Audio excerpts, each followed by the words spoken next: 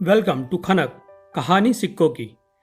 Friends, खनक के जरिए हम प्रयास करते हैं उन पर्सनालिटीज़ और इंस्टीट्यूट को याद करने की जिन्होंने भारत के निर्माण में अपना योगदान दिया है। आपको थंबनेल से पता चल ही गया होगा, आज हम बात करेंगे डॉक्टर सर्वपल्ली राधाकृष्णन के बारे में, जिनका जन्म हम टीचर्स डे या शिक्षक दिन के रूप में मनाते हैं। हम टीचर्स डे को अपने स्कूल में मनाते आए हैं। टीचर्स डे की शुरुआत के बारे में एक रोचक बात बताई जाती है। डॉक्टर सर्वपल्ली अपने विद्यार्थियों में बहुत ही प्रिय और पूजनीय थे। जब उनके जन्मदिन को मनाने का आग्रह उनके विद्यार्थियों ने किया, तब डॉक्टर राधाकृष्णन ने उनका जन्मदिन न मनाकर उनमें जो शिक्षक था उसे याद करने की बात की। 1962 से उनके जन्मदिन को हम शिक्षक दिन के रूप में मनाते हैं। डॉक्टर राधाकृष्णन सही मायने में सभी शिक्षकों के लिए एक प्रेरणा स्थान है।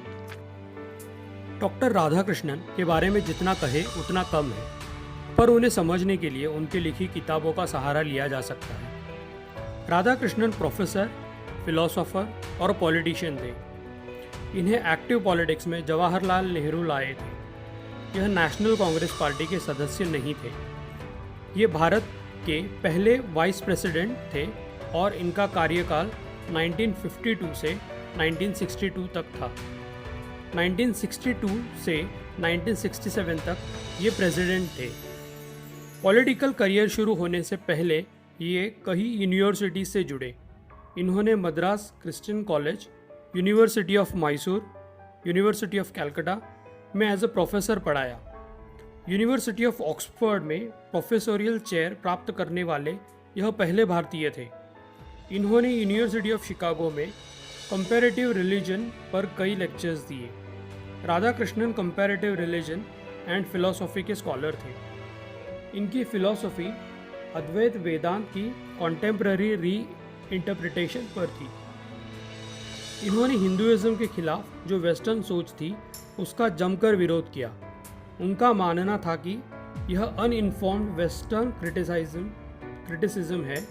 अंग्रेज़ों ने भारत में अपनी ताकत बढ़ने पर भारतीय और विशेषकर हिंदू धार्मिक, आध्यात्मिक, शैक्षणिक मान्यताओं का मजाक उड़ाना, दोष देना और पाबंदियां लगाना शुरू किया। क्रिश्चियन मिशनरीज धर्म प्रसारण हेतु इसे बढ़ावा दे रही थी। डॉक्टर राधाकृष्णन ने धार्मिक विचारों को अपनी पद्धति से दुनिया के सामने लाया।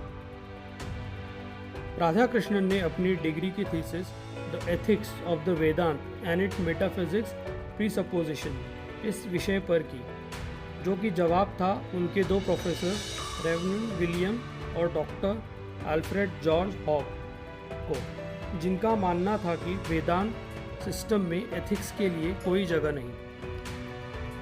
जब राधाकृष्णन ने थीसिस सबमिट की, तब वे मद्रास क्रिश्चियन कॉलेज में पढ़ रहे थे और 20 वर्ष के थे। अगर हम राधाकृष्णन के बचपन व निजी जीवन की बात करें तो अधिक जानकारी उपलब्ध नहीं है। जो जानकारी उपलब्ध है वो ज़्यादातर उनकी शिक्षा से संबंधित है। इनका जन्म 5 सितंबर 1888 को नियोगे ब्राह्मण तेलुगु परिवार में तिरुतन्नी मद्रास प्रेसिडेंसी में हुआ था। इनके माता का नाम सर्वपल्ली सीता और पिता का नाम सर्वपल्ली वीरस्वामी था। इनका बचपन तिरुतन्नी और तिरुपति में बीता। ये बचपन से ही पढ़ाई में हमेशा तेज रहे। इनके पिता चाहते थे कि राधाकृष्णन पुजारी बने। इनके घर का वातावरण धार्मिक था। इन्हें संस्कृत, पाली और प्राकृत जैसी प्राचीन भाषाओं का ज्ञान था। इनका धार्मिक अध्ययन भी बहुत था। इनका घर टेम्पल डाउन में था और धर्म का ज्ञान अचंभित करने वाला था। अपनी प्राइमरी एजुकेशन पूर्ण कर आगे की पढ़ाई तिरुपति के मिशनरी स्कूल से पूर्ण की। आगे की पढ़ाई गवर्नमेंट हायर सेकेंडरी स्कूल से की। इन्होंने मद्रास क्रिश्चियन कॉलेज से अपनी ग्रेजुएशन और मास्टर्स की डिग्री फिलोसफी में प्राप्त की। 14 साल की उम्र में इनकी शादी शिवकामू के साथ हुई। इन्हें 5 बेटियां और एक बेटा है। 1911 में इन्होंने इंटरनेशनल जर्नल्स में पेपर पब्लिश करने की शुरुआत की। इनके लिखे ethics of Bhagavad Gita and Kant ने बहुत ज़्यादा इंटरनेशनल अटेंशन प्राप्त किया और उनकी सही मायने में इंटरनेशनल फिलोसॉफिकल सर्कल में पहचान बनी। राधाकृष्णन रविंद्रनाथ टैगोर के विचारों से प्रभावित थे और अपनी पहली किताब the philosophy of Rabindranath Tagore 1918 में लिखी। राधाकृष्णन स्वामी विवेकानंद के विचारों से भी प्रभावित थे और उनके स्पिरिचुअल मार्ग पर आगे बढ़ते चले गए। विश्व में इंडियन फिलॉसफी के समर्थन में खड़े हुए और इंडियन फिलॉसफी का वेस्टर्न वर्ल्ड में चेहरा बनी। 1921 से एज ए असिस्टेंट प्रोफेसर, फिर एज ए प्रोफेसर पढ़ाना शुरू किया था। 1926 में हार्वर्ड यूनिवर्सिटी में इंटरनेशनल कांग्रेस ऑफ फिलॉसफी में यूनिवर्सिटी ऑफ कैलकाटा को रिप्रेजेंट किया। 1929 में मैनचेस्टर कॉलेज ऑक्सफोर्ड में लेक्चरर्स के लिए बुलाया गया था। उनके लेक्चर्स को पुस्तक रूप an idealist view of life इस नाम से पब्लिश किया गया। इन्हें कई पुरस्कार दिए गए। 1931 में नाइटहुड से नवाजा गया। 1947 में भारत को आज़ादी मिलने के बाद राधाकृष्णन ने अपने नाम से सर हटा दिया और डॉक्टर सर्वपल्ली राधाकृष्णन ही प्रयोग करने लगे। 1954 में भारत रत्न पुरस्कार प्राप्त हुआ। 1963 honorary membership of British Royal Order of Merit. 1968 Sahitya academy award. इस अवार्ड को प्राप्त करने वाले ये प्रथम व्यक्ति हैं। इन्हें 16 बार नोबेल प्राइज़ इन लिटरेचर और 11 बार नोबेल पीस प्राइज़ के लिए नॉमिनेट किया गया। राधाकृष्णन ने भारत को यूनेस्को में 1946 से लेकर 1952 तक रिप्रेजेंट किया।